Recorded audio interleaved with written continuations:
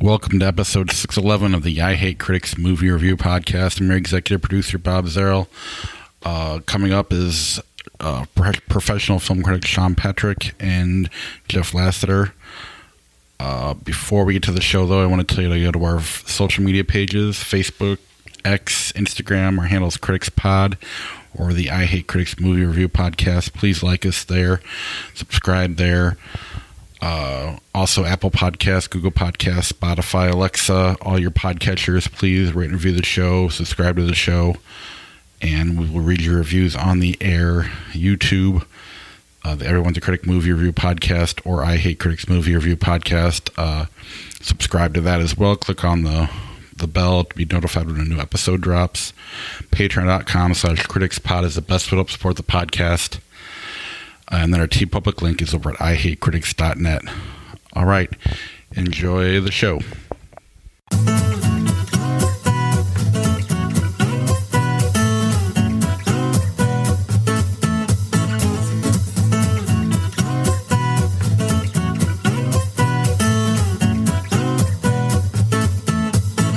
Welcome to the I Hate Critics Movie Review Podcast. I am professional film critic Sean Patrick. With me is Jeff. Howdy. Jeff, where can people find your stuff?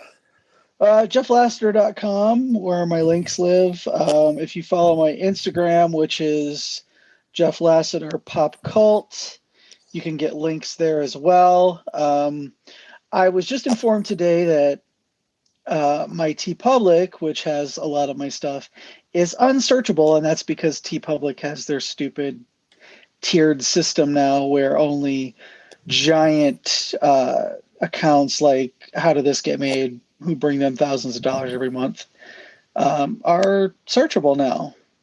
So if you want a t-shirt with my shit on it, you got to go to my JeffLaster.com. That's where my links live. So all right, that's really shitty. Yeah, it's my friend ordered a couple t-shirts from me, but he had to go through my website because he said he went to TeePublic, searched my name. You used to be able to find stuff, and now that they have their apprentice versus artisan, which I could do literally an entire show about how crappy that's been. Now that they have that they only promote some of the bigger accounts. Mm-hmm.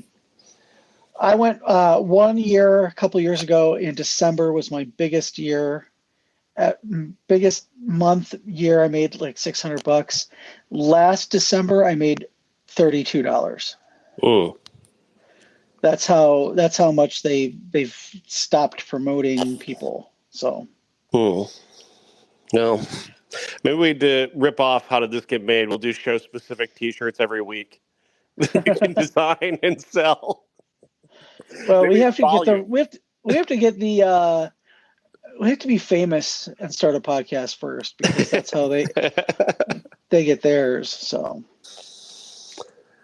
I'm at geeks.media, horror.media. I've got next week's movie one of next week's movies is already done. Ordinary Angels with Hilary Swank. We'll talk about next week, but my review of that is already up. So you can find that there at Podcast Sean on Twitter. I don't call it the other thing because I hate that guy. So there's that. Did you follow any movie news this week? Very little. This is a really, really busy week for me. So I didn't follow much other than, anything. I was consuming anything Madam Webb related because it's my favorite. It's my favorite topic of the moment is anything to do with Madam Webb. I did fall down the rabbit hole of the most unhinged things that Dakota Johnson has said during the press tour. You and I read the same BuzzFeed article. That's amazing. Oh, well, mine was the original thread on Twitter, so that I'm sure the BuzzFeed AI listicle came from. Yeah, it's impossible because of her tone. It's impossible to tell when she's taking the piss and when she's being like honest. So it's really kind of, I find her to be inscrutable, honestly, because it happens even during the movie where you can't tell if she's being genuine in character, or if she's just like looked at this shit and I don't want to do this. I'm just gonna fuck off. Yeah. I kind of feel, and I was going to bring this up during the show, like the part of the show where we talk about Madam Web, but I feel like Dakota Johnson is like when your dad is a plumber and your mom is a plumber and you decide you have to go into the family business and you don't really love plumbing, but it's just what you grew up around. So I guess I'm just going to be a plumber. But I'm going to talk about how little I enjoy it. And I'm gonna just plumb whatever. Okay. I mean, I've seen her be very, very good in movies. Cha-Cha Real Smooth, Our Friend. She is incredible in both of those films. And the Peanut Butter Falcon as well. She is exceptional in that movie. She's a good actress. I truly believe that. And I don't think that Madam Web or and 50 Shades of Grey are any kind of referendum on her acting ability. I don't necessarily. I don't mean she's a bad actor. Mm-hmm. I'm saying she never seems like she has the passion for it. Mm. You know, you can see some people like Jennifer Lawrence. You can tell she loves what she does, and she still talks about it in kind of a reverential way. Mm-hmm. You know, where it's what she loves and what she knows she's good at and wants to do. And I always get the impression, and maybe it's just her personality, that she's just kind of doing this and she's good at it, but she doesn't know what she wants to do. And she'll do acting. That's just kind of, I like her. I don't dislike her. I don't want to come across as I dislike her. I just think that it doesn't seem like her heart is in it most of the time. You think she's going to be like Jessica Alba on like a Home Improvement show in 10 years? Maybe. I don't think she's. I think she loves being an entertainer more than she loves acting. Because she's very good at, like, when she does an interview, she's very entertaining and she's very kind of, like that the one with Ellen, where she was like, Ellen, you were at my birthday party. I think she's very good at that. And I could see her being like a professional, like a guest on, how Mark Maron when he lived in New York, would just be the extra person that they just called, hey, we had a cancellation for tonight's, whatever show, Conan or whatever, can you come and be on it? I think that was where she would excel. Yeah. I don't know. And I feel like she would be like the best friend to have, because she's always up for anything.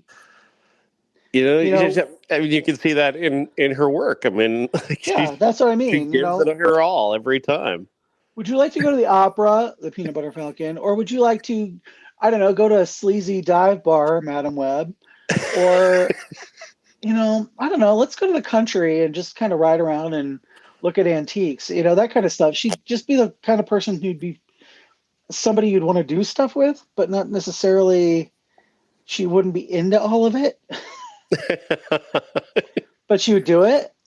She's kind of in terms of a personality, she's kind of like a Gen Xer out of time, because it's like she refuses to own anything. She refuses to take any, and she'll just ignore stuff that she doesn't want to talk about. Yeah. Like she's got that kind of Gen X vibe in a way, where it's like, we're not going to accept something unless we know everybody else likes it. And if nobody likes it, we don't like it either. Yeah. And see, well, exactly. Yeah. And we do have one up on her. The both of us have one up on her. What's that? We have seen Madam Web. Yes, she's not seen this movie. She doesn't know what a spider person is.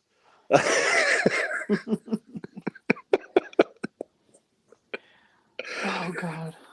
She's hilarious. She's very, very funny, but again, sometimes sometimes it's like a genuine confusion on her part, and sometimes it's just like, I'm not interested in this. I'm just going to take the piss. Yeah, like what Spider-Man and the Goblet of Fire or something is what you thought one of Tom Holland's movies was. Like, I think she's making a genuine joke there. I don't think she actually thought that. Yeah, I think she's probably smart enough to get pop culture, but she doesn't care about 90% of it. Yeah. Like, she was asked who her favorite female Marvel superhero is, and then she said she didn't know any, but then she also said in another interview that she had actually spoken to Elizabeth Olsen about, Scarlet Witch and what's it like to be in a superhero movie, and it's like, well, which one is it? Yeah. You never know. You don't know which answer it is. And, funny enough, that's kind of how her performance in Madam Web goes. Sometimes she's being genuine, and sometimes she's just whatever. Yeah, I guess I'm gonna get stabbed in the stomach or something. I don't know. Yeah. Well, I guess we're talking about Madam Web now. Yeah. So Madam Web stars Dakota Johnson as Cassie Webb. Her mom died in the Amazon searching for a specific spider that supposedly had healing qualities. She survived her mother being shot while she was still in the womb. She was saved by a tribe of spider people with spider powers, I think. Anyway, they send her back to New York somehow, and instead of keeping her in the Amazon, they send her back to New York, and she goes into the foster system and ends up becoming a bitter EMS person who, she's got that typical movie thing where she doesn't understand how emotions work. Like, a little child hands her a drawing and she's like, what the fuck do I do with this? Yeah, it's just so bizarre. It's like, I mean, that is such a screenwriter thing to write. And you can just tell that she's like, I know how a person acts in this situation, but fine, if that's what you want me to say, I'll fucking do it. Mm-hmm. It's the butt plug line from 50 Shades all over again. But she's playing like a lot of that screenwriter shit where she's got to get through this bullshit exposition about, establishing who this person is, this character is. And she does that, and then but occasionally, like, there's moments here where she does come alive. Like, I think there's a moment late in the movie, we'll just jump ahead a little bit, she finds out what her mom's true intentions were, and I think Dakota Johnson genuinely invested in that moment to the point where it almost felt like a good scene, which is so rare because every scene in this movie is so terrible. I mean, this movie is so bad. The opening scenes with her mom as a character are just brutal. And then anytime they go into voiceover, they have to repeat the same thing over and over again about the motivation of the bad guy. That guy states his motivation at least 6 times in the first 2 acts, just to make sure you don't lose track of what he's doing and why. We've got to have this fucking voiceover come in and explain it again, that he needs to kill these 3 teenage girls before they become spider women who will kill him in the future. Okay. There's a genuinely good movie in here somewhere. I couldn't find it. And I don't know if, for one thing, and I don't care, I'm going to spoil it because nobody's going to watch this movie anyway, apparently. It's dead in the water. For one thing, the whole Peter Parker birth subplot should be completely excised, and every moment of it should be excised. What are you just trying to get rid of Emma Roberts? What? Well, yeah, that too, because okay, Emma Roberts is a great personality. She is a very specific actor in that certain things she does amazingly well, like being a bitch in Scream Queens or American Horror Story. Mm-hmm. She is very good at quote unquote TV acting. And I'm not talking like prestige, only murders in the building kind of TV acting. I'm talking about, oh, it's just, it'll get me by week to week kind of TV acting. She's a lovely person from what I understand.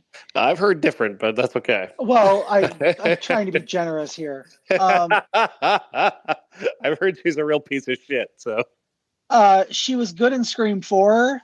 She is just not an actress. This is painful to watch. She is in this movie. She is absolutely the worst thing in this movie, and that is really saying something, because Dakota Johnson is sometimes just giving that like they're just filming a photograph of Dakota Johnson. But Emma Roberts is the nadir of acting in this movie. I despise Emma Roberts, but I'm going to say, not necessarily in her defense, the character is desperately unwritten and was thrown in basically as a sop to the fans. Like, look, if you stick around long enough, Peter Parker's going to show up. Okay. Like, wait, we want to do 3 of these. Okay. Just, we're going to give you a Spider-Man. Just please see the movie. Please stick around. Please come back. I think, but you know what? I think she got a desperately underwritten role and she's not an actress who can adapt and do something with that. If Ben Parker had not been Cassie's partner, you wouldn't have even thought about that. But they were so desperate to tie it into the Spider-Man mythos by having, some universe where Ben Parker was a paramedic. I don't understand Adam Scott, I guess, in this movie, because Adam Scott he's a very specific actor too. He's very good at some things and very not good at others. Like his Hellraiser movie was perfect. Yeah. I'm not even really being facetious. I thought he was actually really good in this, but in that, there's just him trying to play the guy who's eventually going to be the catalyst for Peter Parker, and them making little references to it. Yeah. It just seemed, it was completely 100% gratuitous and did not fit. And it could have just been her love interest.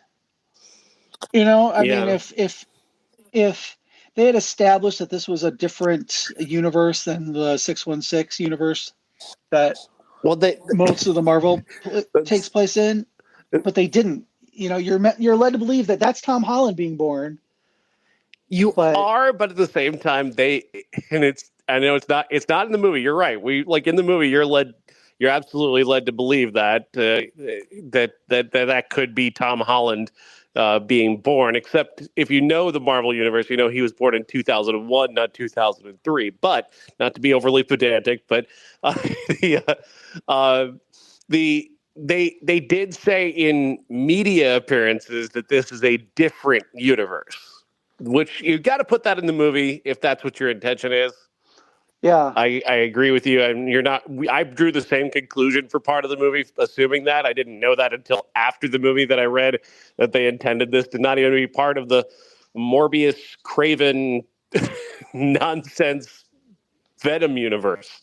Like, it's not even supposed to be part of that. It's supposed to be its own thing, which is ridiculous in and of itself. But it's all just such a bad idea. It's just all such a bad idea. I mean, the whole Madam Web thing, first of all, takes so much time to explain. Unless you're like super into the comic books, it takes forever to explain how this Madam Web thing works. She's like an old lady in the comics who, I don't know if the Spider women are real things or not. We get to see them in their outfits, but only in these like flash forwards to a future that may not exist because that guy's already dead. So who knows? I mean, are they still going to be Spider-Man? It's such a dumb idea. The script is so bad. Did they even have a completed script when they made this, or did they just fucking riff this thing? Like, that's the level of bad that this script is. I don't think there's a good movie to be made from a script this poorly constructed, because they've got, like, literally when she goes to Dakota Johnson's, when Cassie Webb goes to Brazil, it's at the start of the third act, and it Peru, feels like you the mean. movie is starting again. Like, what? I'm just sitting there going, how are we starting the movie again? What have we been doing all this time? Yeah, oh my God. So yeah, it's Peru. Wherever it but is, I don't care. yeah, it doesn't matter. That should have been halfway through the movie, not 3/4 of the way through the movie. And that should have been the story, you know. I just having you're right. There's nothing redeemable about this. It's just so bad. She's in a different movie than half the people. And I don't mean just her performance, although that too. Yeah. You know, there should be an origin story for the girls on their own.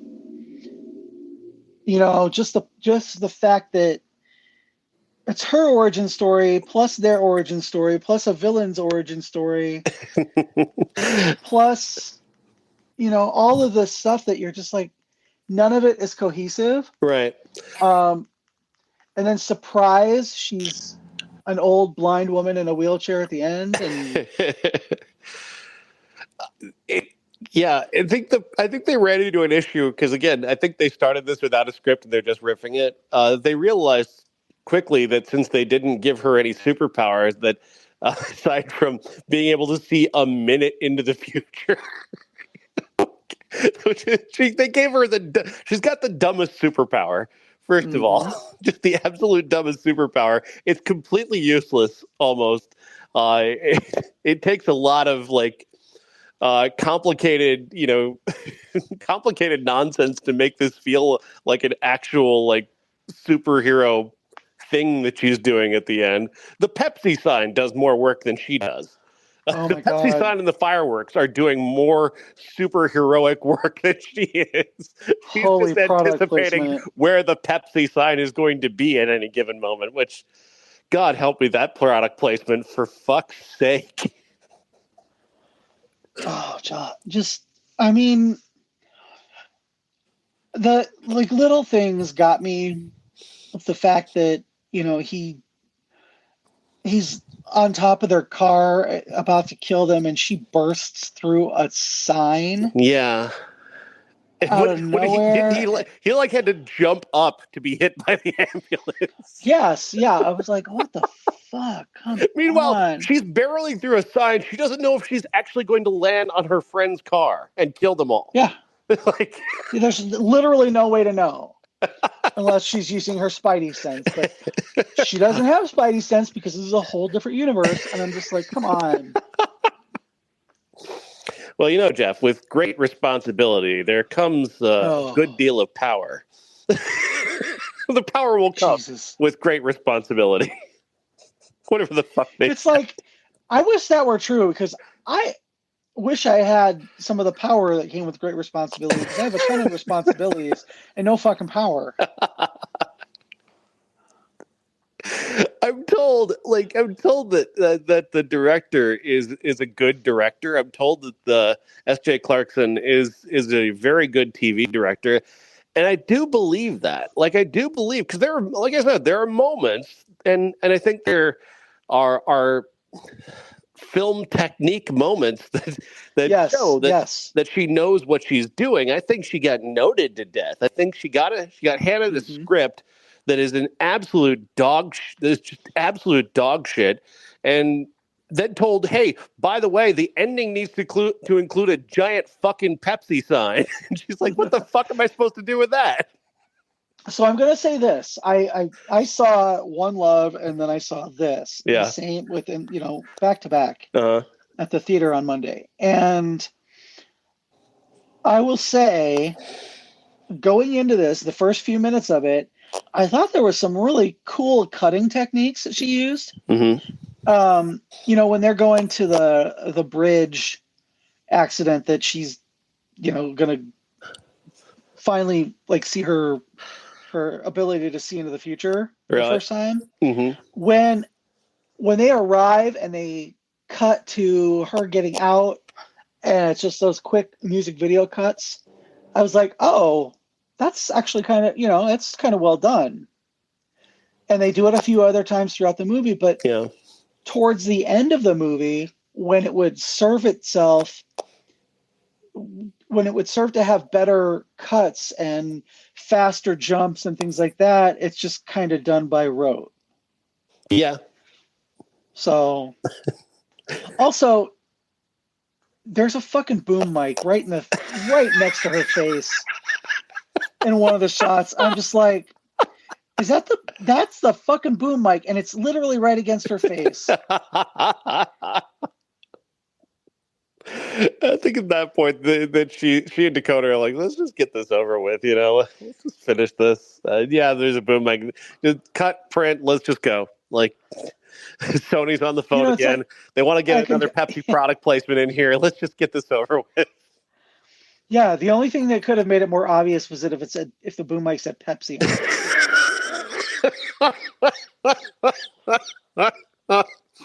Oh my God. And do not get me started on the tropes. I mean, the trio of characters that are these Spider Women. Completely useless. Just completely. I mean, what was the point of even having them there? They did nothing. They contribute nothing to the story. We learn little about them, and Sydney Sweeney's just basically there to be in a fetish outfit. Am I wrong? Yeah. Yeah, the little like Britney anime girl. Good God! They take her glasses off, and she becomes super pretty, as if she wasn't Sydney Sweeney with glasses before.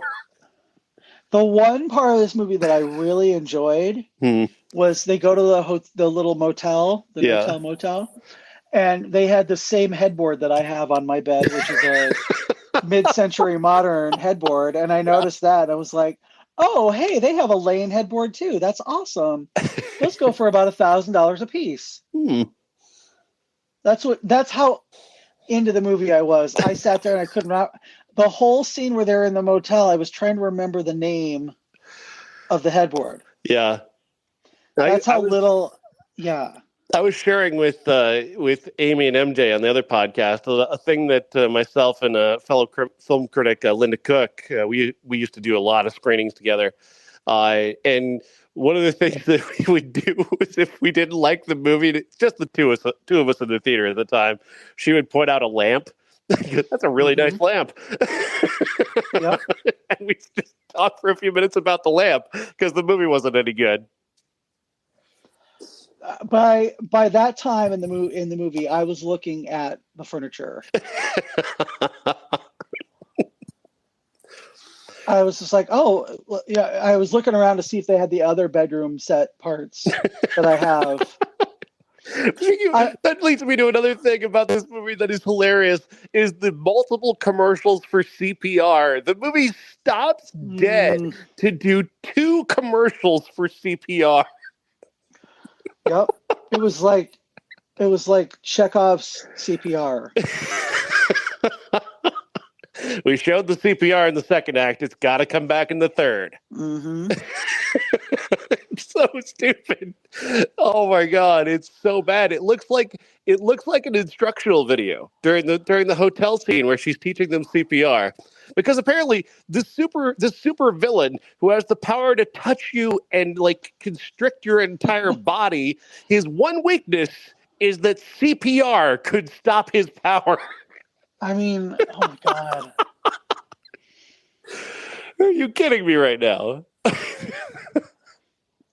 I'm gonna spoil my review for One Love a little bit. I didn't think it was great, but then I went and saw this, and I was like, wow.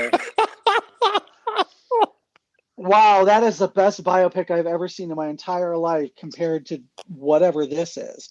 Honestly, if you want to enjoy a movie, watch Madam Web first and then watch another movie. Yeah. Every other movie will look a lot better. Well, this was like they took a season-long CW show. Ooh, yeah. and compressed it into 2 hours. I kept thinking that whenever the girls were on screen, and they made it look like a late 90s, early 2000s music video where there was the front girl and the two backup dancers, and Sydney Sweeney was always the front girl. Because she was the white. Wasn't there like a superhero team on the CW, like Birds of Prey or something? Tons of them. Exactly like them in costume. Yeah. This is like an Arrowverse show. Oh my God, it is. It so is. It'd be much better off that way. It really would. And I always say that. I always say, I would like to have seen this as a TV show. This, I would have watched it, but could have been a decent CW show. Yeah, absolutely. And that's really the tier that, to me anyway, I don't know if there's a bunch of Madam Web, fanboys and girls out there, but this is like strictly Arrowverse kind of stuff to me. Yeah. And it probably would have been a wonderful TV show.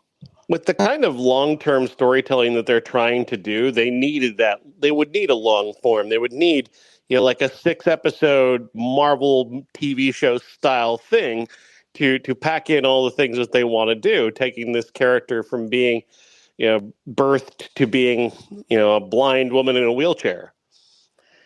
I mean, you could see where, like, the mid-season climax of this show would be them getting their powers. Yeah.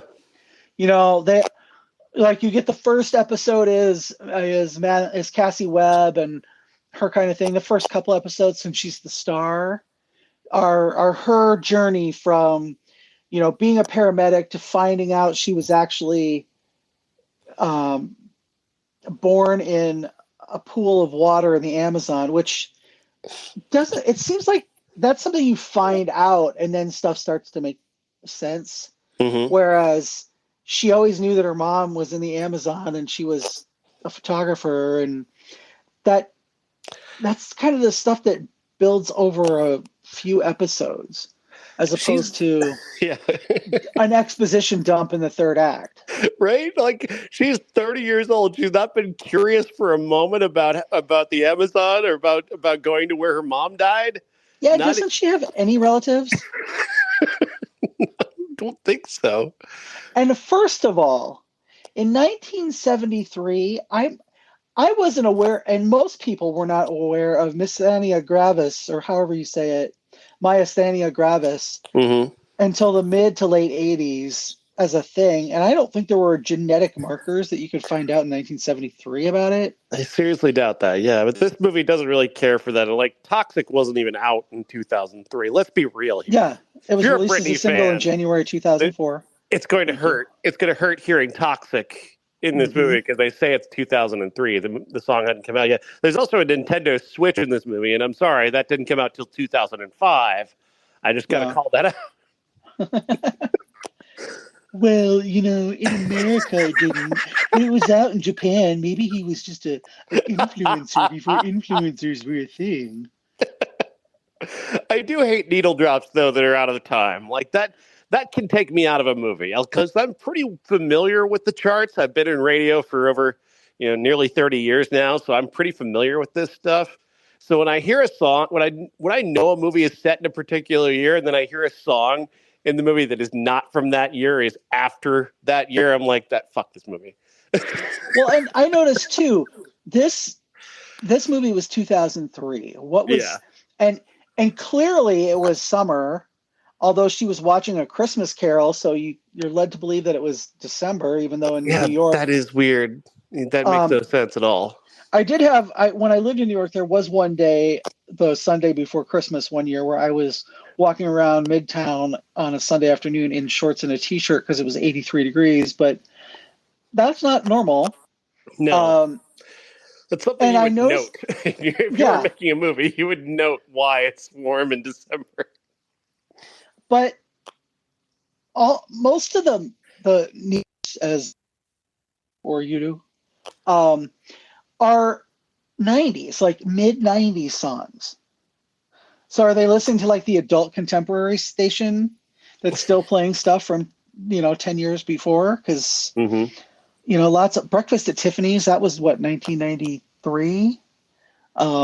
Bitch was 1993, I think. It was just a lot of stuff from the early in the mid 90s, and it was kind of throwing me off too. So I could write that off as just things that would have been a favorite of a young Dakota Johnson, a young Cassie Webb. She would have liked those and probably kept listening to those. So I could accept that to a point. It's the after that bothers me. But I mean, so many things about this movie bother me. Like, why did she get her powers after she almost died? Like, first of all, you were bit by the spider as a baby. You've had these powers all along. Why did it take near death for this to finally come forward? Like, that was really, like, which is the origin story then? Is that the origin story, or is the origin story in the Amazon? Like, it's just, and these inconsistent images. Like you mentioned, watching the movie, the Christmas Carol. Like, it's a disconnected image from the rest of the movie. It's introducing a new theme that as if she's being haunted by ghosts, and she's not being haunted by ghosts. She's seeing visions.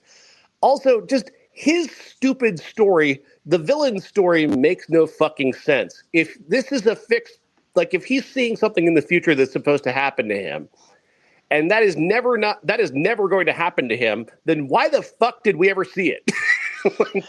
Well, what I'm saying is that's what this should have built up to. Yeah. That should have been the climax, is him fighting these three girls and she's guiding them, mentally or whatever from her wheelchair. Yeah. And which is, I'm sorry, that is one of the least exciting things. There's a reason why there isn't a Charles Xavier movie in the X-Men's universe. Exactly, like X-Men Origins. I guess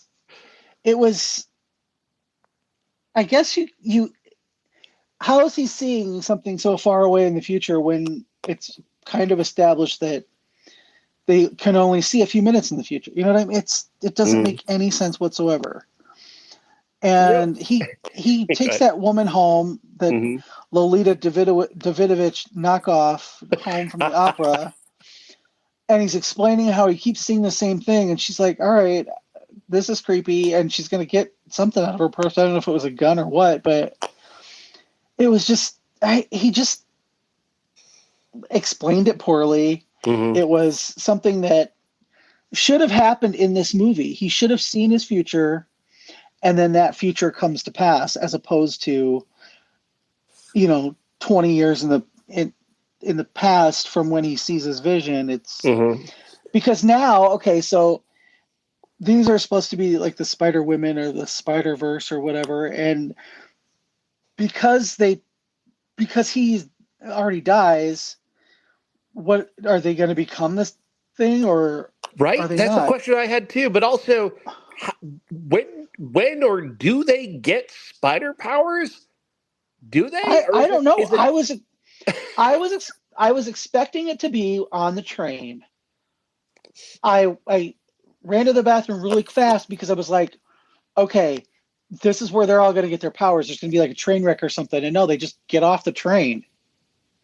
I was confused. Yeah, I thought they were just going to go with her to Peru. I thought they'd go to the Amazon and why didn't they all get their powers at the same time? That would make complete sense in that moment, to give them all powers and then go up against this guy who has his powers already and has mastered them.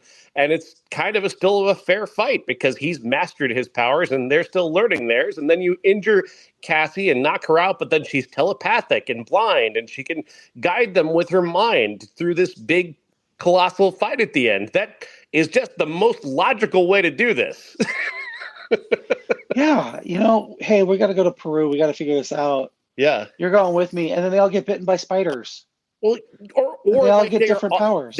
They are offered the chance to take on powers to fight on behalf of this, group from Brazil that doesn't want this guy to, kill people in America, but they're not going to go to America and stop him themselves. They'll give powers to these 3 girls and Cassie and send them back to fight him. It's equally convoluted in a different way, but it's far more logical than what they came up with. Again, an 8-episode series on Disney Plus or the CW or whatever, where each girl gets their own episode leading up to meeting on the train, and that's where he attacks them the first time, and and each girl's episode is basically a subplot of what's happening to Cassie. Yeah, and Cassie's like, "Hey, I'm going to the Amazon to figure out what was going on with my mom, and I can see in the future that you guys are going to go with me, so you should just go with me." And they're just like, "Well, we don't have any responsibilities. Why don't we go?" So they go, and then they all get their powers, and then over time, that's when he sees his vision, which should open the entire thing. His vision comes true in the last episode. Simple, logical, it makes perfect sense. Why not do it that way? They didn't do it that way. They made a terrible movie. They've doomed all of these people to this movie and having this movie on their resume. And, most of them will be fine from this. They'll all bounce back. I think S.J. Clarkson will have an opportunity to bounce back. I think they're still a future for them as a director. This is just a severe bump in the road for her. Dakota Johnson's going to bounce back. She doesn't give a fuck about any of this shit. She'll make another Our Friend or Cha-Cha real smooth and just go on with her life. Sydney Sweeney, nothing's going to slow her down either. So it's the other 2 girls whose names I can't even remember. I think they're headed for TV careers after this because they really just got done dirty by this whole thing. They were badly mistreated by this movie. They were given nothing to do. They were given no opportunity to make any kind of impression. And it's really unfortunate for them. Yeah, good luck, girls, because you were staring down the barrel of a franchise, and now you're staring down the barrel of, I need to find work. Yeah. I just wish that was the kind of thing that happened to Jared Leto. If only, but no. He'll be fine, unfortunately. Nothing can stop that man. He is... He's such a Renaissance man. Dude.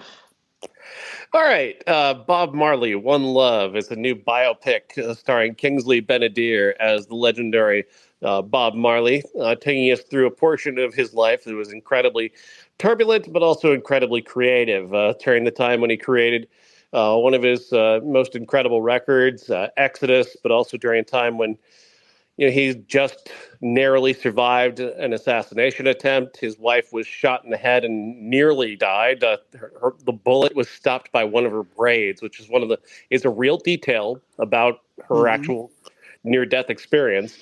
Then we go on tour with him and we follow, sort of the perils of his rising fame, and we see the kind of the seeds of what will, in the end, take him down. One of the things one of the challenges of this movie is Jamaican accents. Jamaican accents. I blame us. I blame America for this. We did this. We've made the Jamaican accent into such a joke over the years.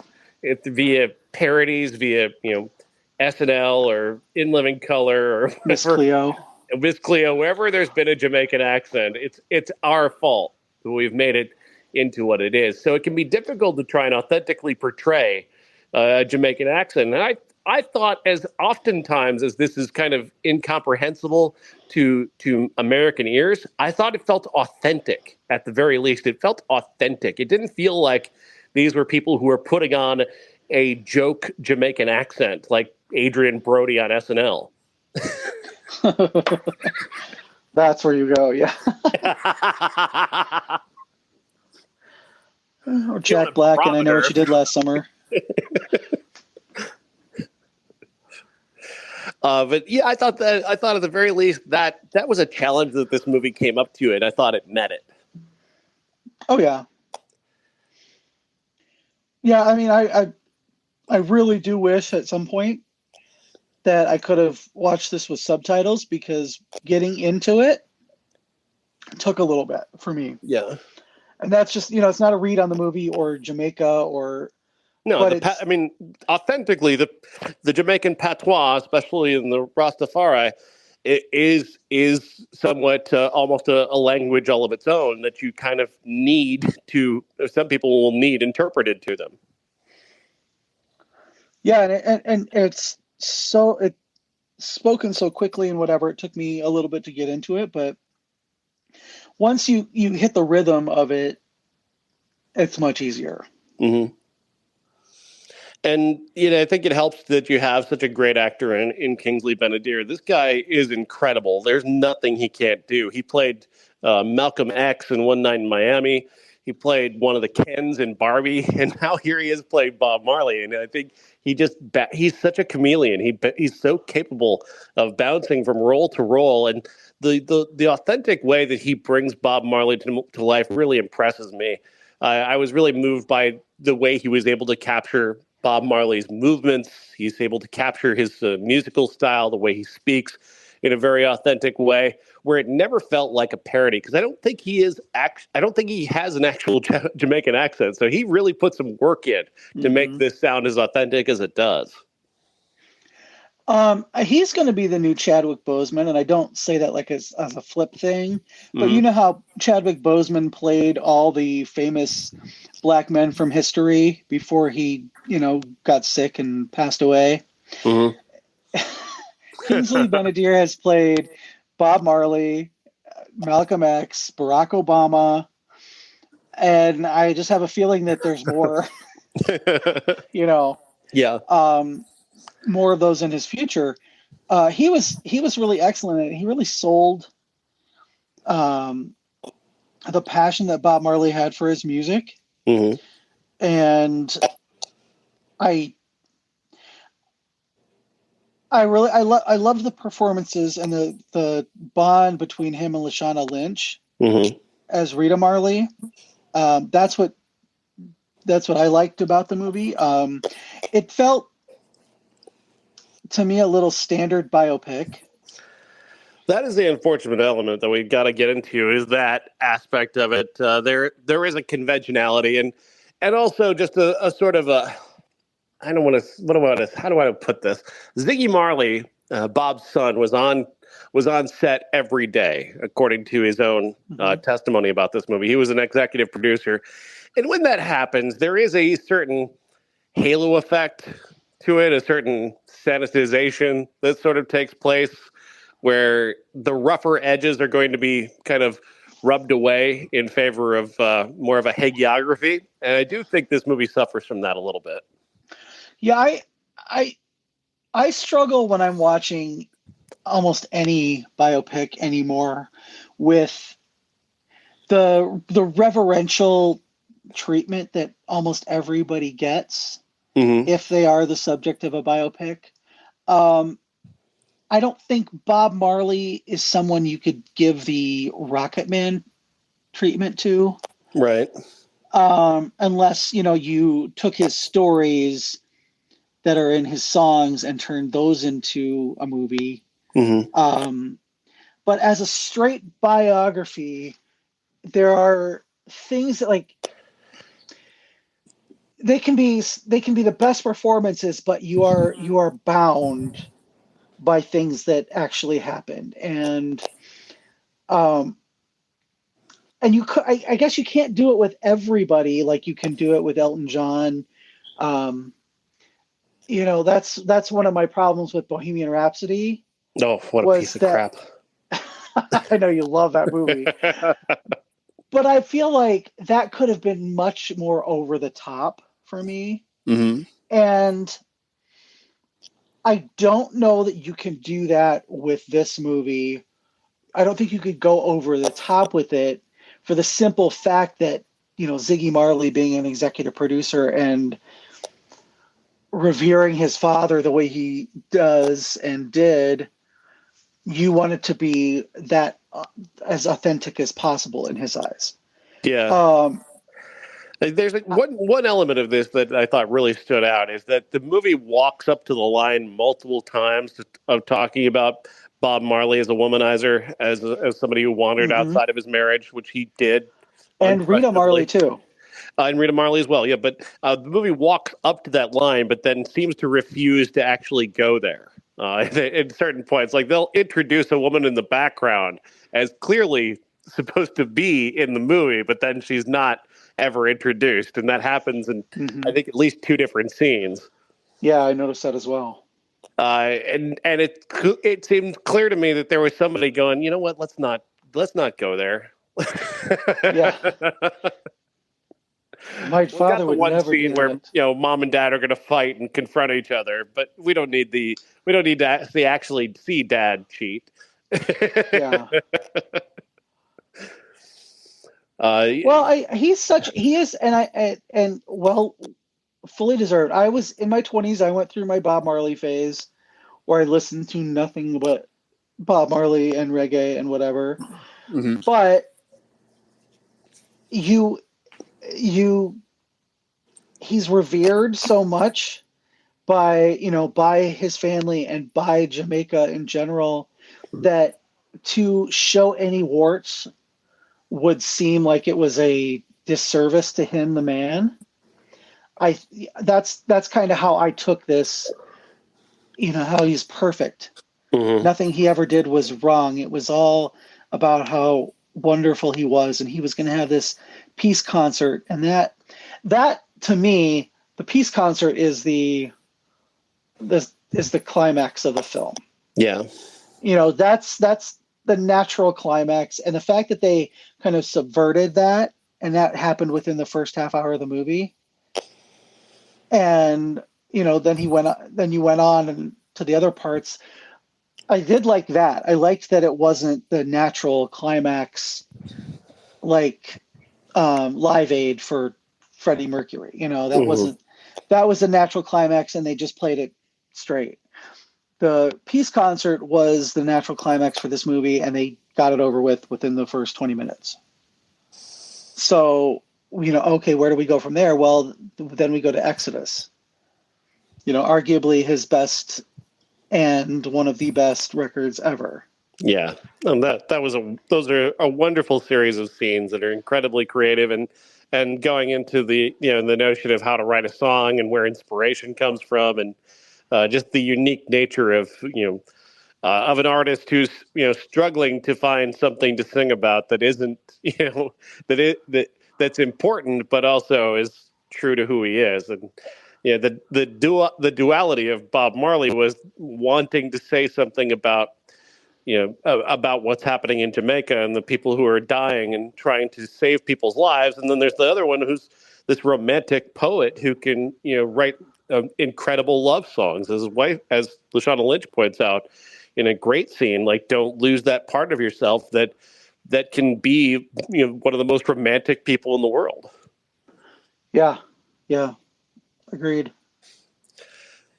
I think this is a very good movie. I think it's on the upper tier of musical biopics. I think, but that's an incredibly low bar, to be clear, because there's like Rocket Man and then everything else for me in terms of biopics. Maybe Love and Mercy. Love and Mercy does some subversion with with using Paul Dano and John Cusack to play 2 different parts of Brian Wilson's life. I thought that movie did exceed expectations, but for the most part, they're just these movies that are just about building a legend, building a brand that can be sold after they're dead.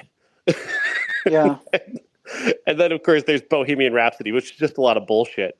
That's just the rest of Queen trying to pretend that Freddie wasn't the driving force. Oh, no, we were equals. We were all equals. It wasn't just Freddie.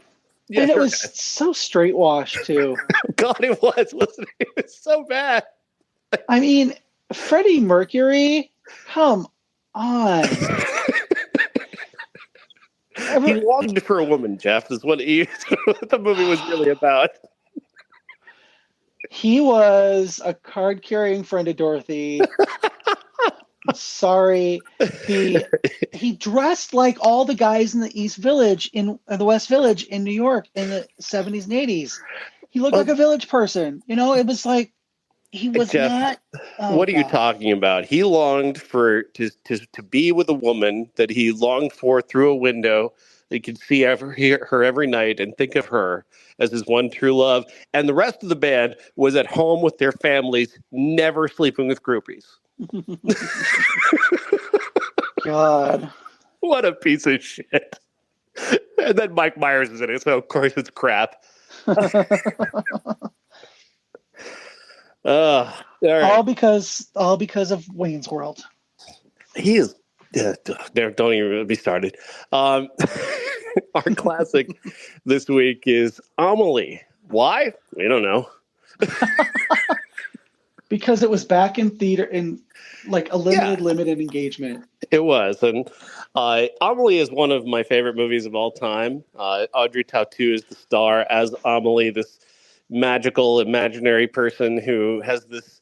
She's very shuttered and shy and doesn't know how to talk to people. And then she discovers one good deed that leads her to want to do more good deeds. And then there's the very unique and imaginative fallout to her various different good deeds, all leading her to meeting a fellow weirdo in Matthew Kasovitz, who his weird thing is finding people's photographs from photo booths and putting them in a scrapbook and kind of just keeping them for whatever reason. That's just his thing. And the way they use that device is so wonderful and magical and weird and funny, and it just plays perfectly into these two perfectly weird characters. This is Jean-Pierre Jeunet directing this, and just the way he captures Audrey Tautou and those big eyes, those big, beautiful eyes. It's just, right off the bat, the first moment you see her, it's just pure magic, and just everything from that point, like the way he goes through her backstory, just this magical thing of creating this fairy tale that is incredibly sad and terrible, but at the same time delivered in this lyrical, poetic, beautiful series of scenes that culminates with her mom getting crushed by somebody who's killing themselves. Like, only Jeunet can do this. I adore this film. I've adored this film for 22 years now, and it just doesn't age. It doesn't change. It doesn't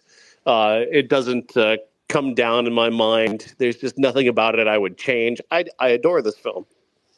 It's an absolutely beautiful movie. Like literally everything about it. My favorite thing about it, aside from Audrey Tautou, is how he tells stories and vignettes with clips from other old movies and old film bits and things like that. Mm-hmm. To have the film of Stalin telling the story of Amelie. It's literally Joseph Stalin dictating something, and she sees it as her life story. I was just floored how much I love that.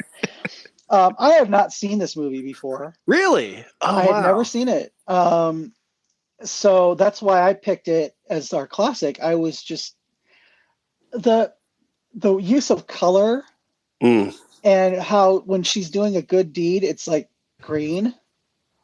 There's more green, and everything is just like all the details in it are perfect. Like I read that they went to the train station when they were shooting, and they picked up all the trash. That Jeunet and everybody in the cast and crew picked up all the trash so that it would blend perfectly with the rest of the movie that was, so perfectly appointed.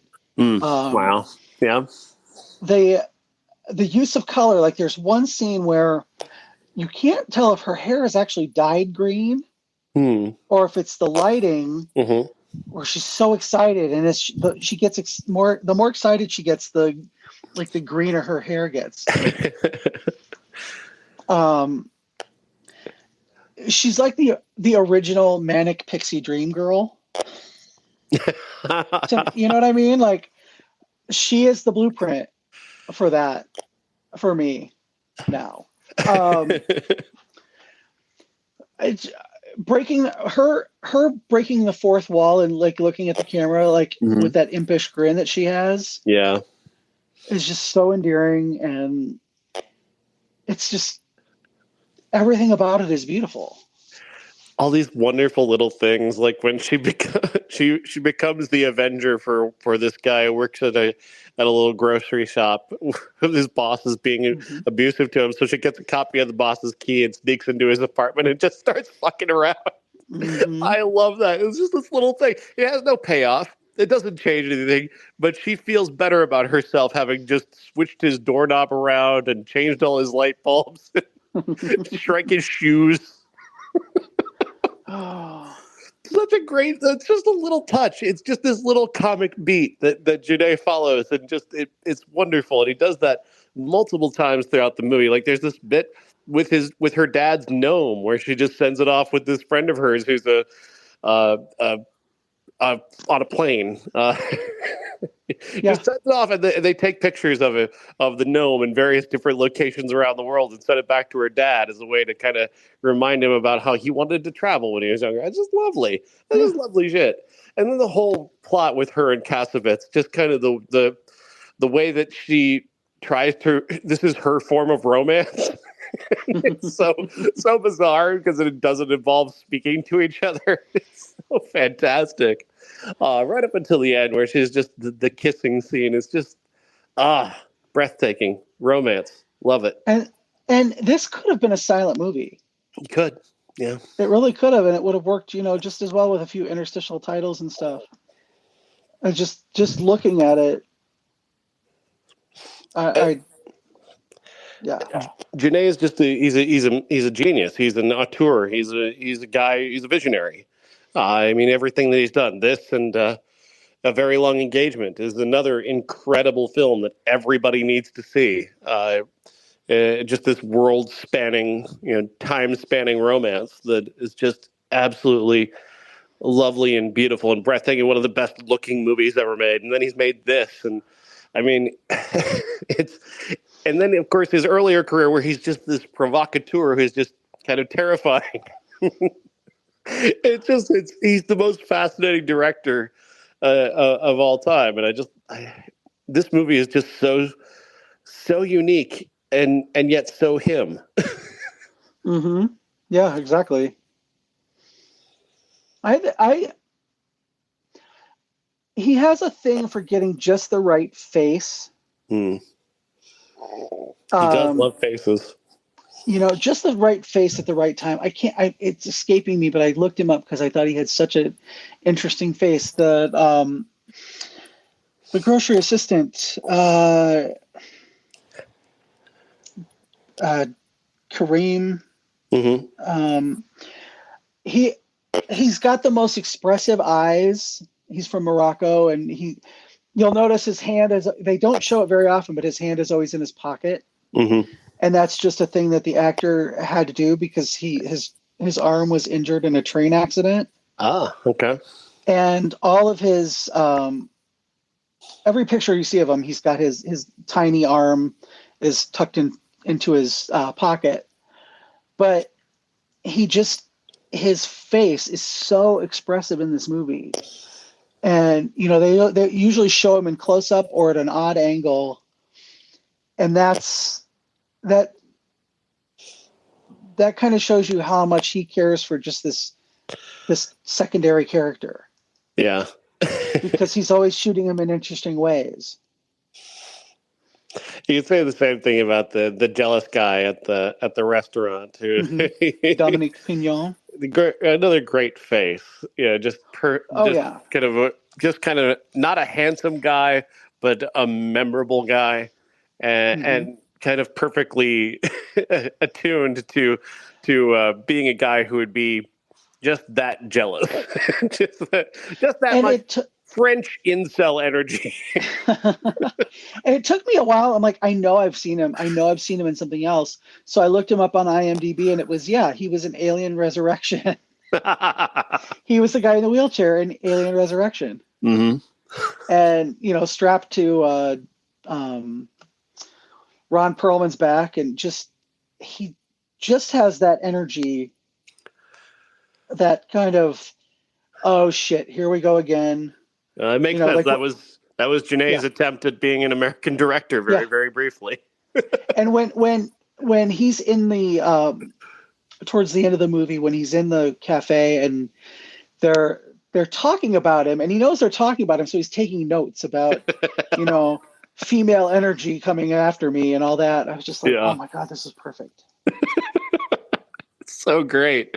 And somehow all of these characters, all these various different characters get just enough time to make a full and complete impression. You don't need any more or any, and you certainly don't want any less of them. Even the woman whose husband left her, her landlord, that character gets just enough and Meredith enough screen time and makes a strong impression. And when she's very, very happy at the end, I was happy for her.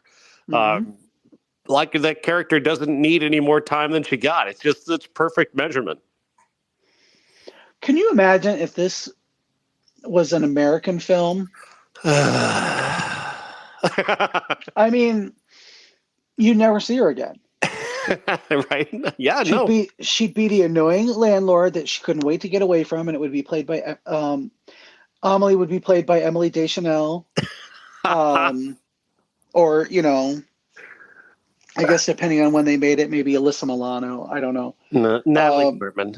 Oh, God, yeah, Natalie Portman. If it was 2001, it would have been Natalie Portman. You're a funny little boy. The Frenchness of this is also just another star of this film because it is. I don't think you can adapt Amelie. I don't think it would work. I think Americans are far too cynical for this type of magical thinking, but the French can pull off this kind of magical thinking.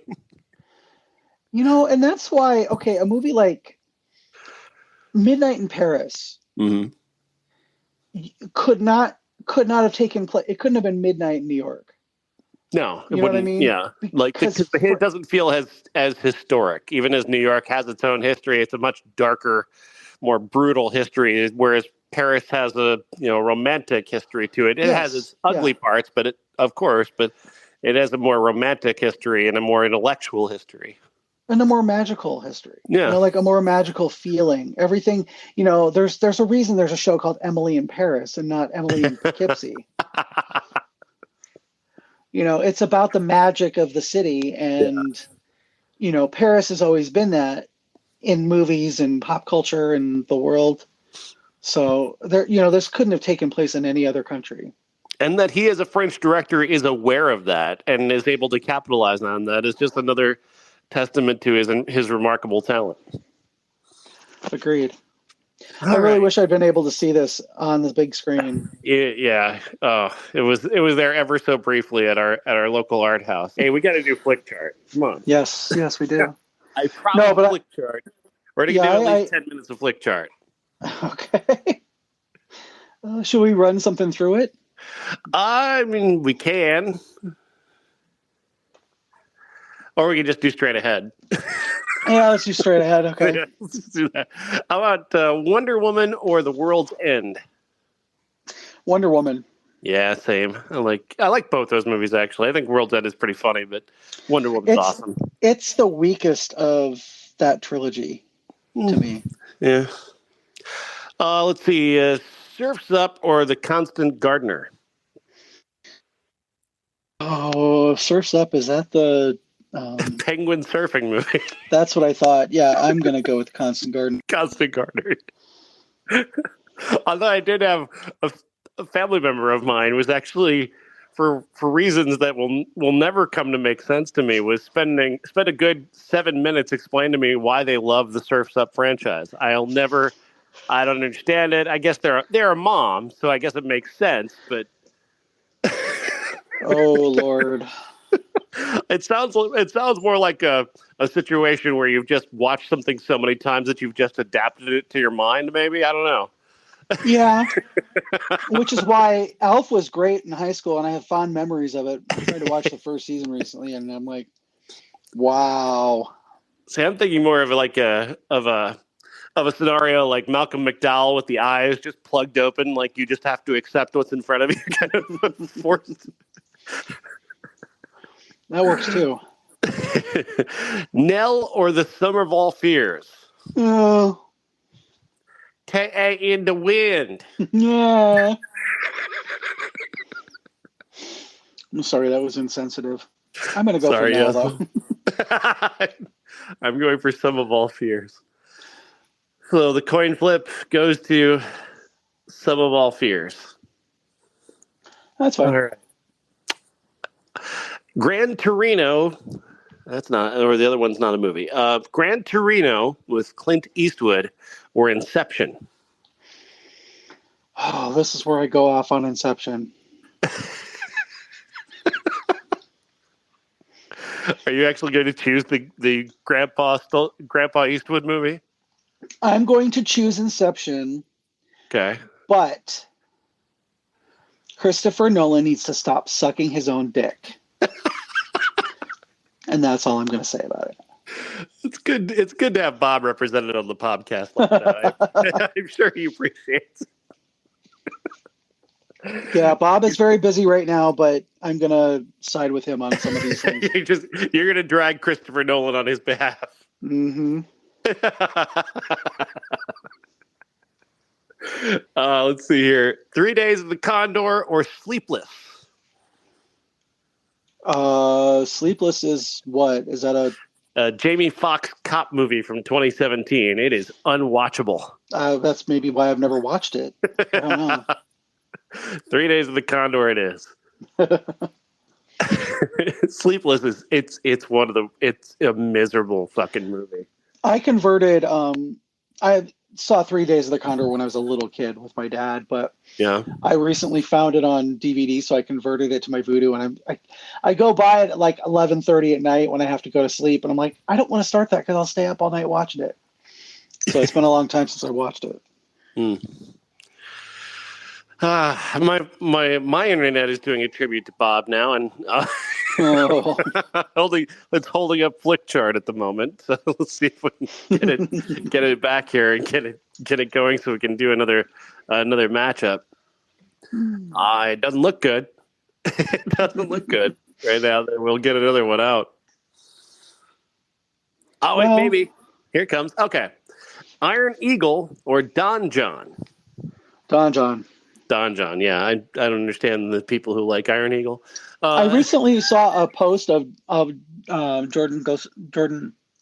Joseph Gordon-Levitt saying that once he finally got his clout and proved that he could act, the first thing he did as a director was cast himself as a guy who jacks off too much, and that torpedoed his career. And I was like, you know what? You're not wrong. Don John's a great movie, though. I love that movie. It is. It really is. Problem Child, 1990, or Happy Death Day to You? Happy Death Day to You. I love that fucking movie. Fucking great, right? Isn't that movie great? Oh my God. I saw the first one. I was working at Best Buy and I worked near the movies, and it sat there and like stared me in the face for about a good solid 2 months. And then it was on sale for $12.99. I'm like, you know what? How bad could this movie be that I don't want to pay $13 to watch it? Mm-hmm. So I bought the DVD or the Blu-ray, and I watched it 3 fucking times in 2 days. And then the second one was coming out, and I was like, I'm there day one. It was actually day 2 because I went on a Saturday morning because I didn't work. Mm-hmm. And immediately, like, I'm not even kidding, I was so excited about the way that they kind of retconned everything from the first one into the second one, and how it went from being a slasher to a sci-fi movie. Mm-hmm. And it just jumped genres like that. I was like, I immediately went and did a drawing of it and made prints of it. That's cool. And now I'm friends with Rob Mello, who played the baby. So that's great. It's just that movie. Oh, they keep talking about a third one. Yeah. Christopher Landon was set to take over the Scream franchise, and I would have loved to have seen what he did with it. But you know, it is what it is. I know he's working on something else with. I'm convinced it's a Hallmark horror movie. because of something one of his friends said on a podcast recently. Yeah. But I want to see him do Happy Death Day 3. Yeah, I'd love to see that because it's such a. And Jessica Roth is so great in that. I'd like to see her be able to have another good movie because she really I don't want to see her do another rom-com. No, thank you. No 80s remakes either. Jumper or Heartbreakers? Oh. Yeah, neither of these are very good. Is Jumper the one with Hayden Christensen? Yes. No, it's the Third Eye Blind song, Jumper. And Heartbreakers is Sigourney Weaver and Jennifer Love Huge Tits, right? Yes. Jumper wasn't bad. I mean, it wasn't great, but it wasn't. I would say it's bad. Well, you would, of course, you would, but you're a critic, and we hate critics. I saw it, and I was entertained by it, but not, I wasn't blown away by it. But Heartbreakers has Sigourney Weaver, so we'll just do that. Heartbreakers. Johnny Dangerously or All of Me, two of 1984's memorable films. All of Me. I got to go Johnny Dangerously. I talk about Johnny Dangerously at least once a year with people because I just recall the jokes like that. That is a piece of nostalgia for me that I can't ever lose. There's a chase scene in Johnny Dangerously where they just keep changing the color of the car by pulling tape or whatever off of it. That scene killed me as a child, and it still gets me today. And I didn't love All of Me. I'll be honest. I didn't love Lily Tomlin and Steve Martin together. Well, you're an idiot. And I'm quitting the show, and it's just going to be you from now on. I'm just kidding. All of Me won the coin toss, so there you go. Oh, yay. Snow White and the Seven Dwarfs, the original, or I Love You Man. Snow White. I Love You Man. Come on. Paul Rudd, Jason Segel. Terrific movie. Snow White. I Love You Man wins the coin toss. Mm-hmm. Let's see here. If the internet gods will give us one more here. All right. Booksmart. Tremendous film. Booksmart. Mm-hmm. Or up against, let's see if it gets something good here. The Butterfly Effect. Oh, Jesus, Mary and All Joseph. Right. Well, we'll do one more because that one's pretty much, that was not a competition. Horrible Bosses or The African Queen? I like Horrible Bosses. Horrible Bosses is fine, but I mean, The African Queen, though. Yeah, Oh no, I'm thinking Rooster Cogburn for some reason. I don't know. African Queen, yeah. And I'm thinking Katharine Hepburn, and I just listened to the book True Grit. Yeah. So then I went down a True Grit rabbit hole and realized that Rooster Cogburn was not just the adaptation of True Grit, but it was a sequel, and that was with Katharine Hepburn and John Wayne. So I was thinking that, yeah, definitely the African Queen. Sorry. All right. Next week on the show, we'll be talking about Ordinary Angels with Hilary Swank and Drive Away Dolls, which is directed by Ethan Coen. Absolutely hysterical trailer. Everybody's in it. Pedro Pascal is in it, and Matt Damon. And I'm pretty sure Pedro Pascal doesn't last past the first scene. I think he's the Drew Barrymore of this movie. Even still, I'm all in on this one. The trailer's fantastic. Yeah, I will definitely be talking about that. You might be talking about Ordinary Angels on your own. I might have to be choosy this weekend. Read my review. That's all I'll say. Okay. Read the review. It's up on our Facebook page already. I have a busy work weekend, so I might have to be picky and choosy. So what classic should go with either of these movies?